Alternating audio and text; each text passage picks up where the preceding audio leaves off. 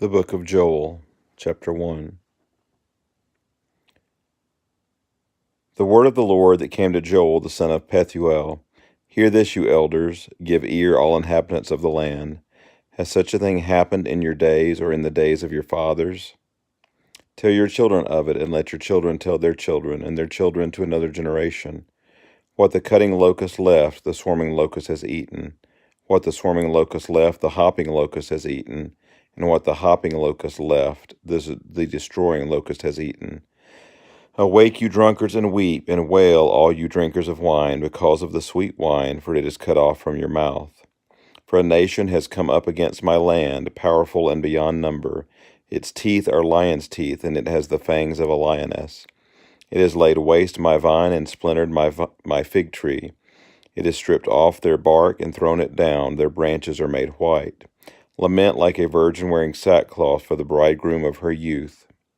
The grain offering and the drink offering are cut off from the house of the Lord.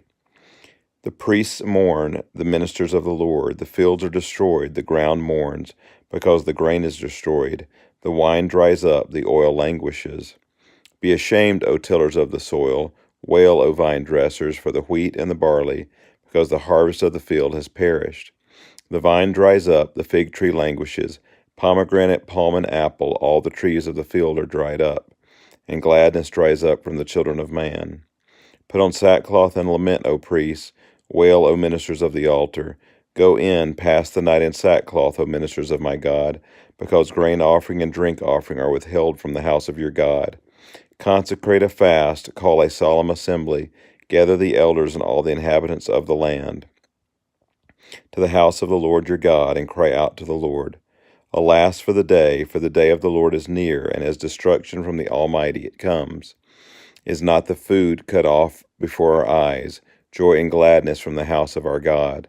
The seed shrivels under the clods, the storehouses are desolate, the granaries are torn down, because the grain has dried up. How the beasts groan, the herds of cattle are perplexed, because there is no pasture for them. Even the flocks of sheep suffer. To you, O Lord, I call, for fire has devoured the pastures of the wilderness, and flame has burned all the trees of the field.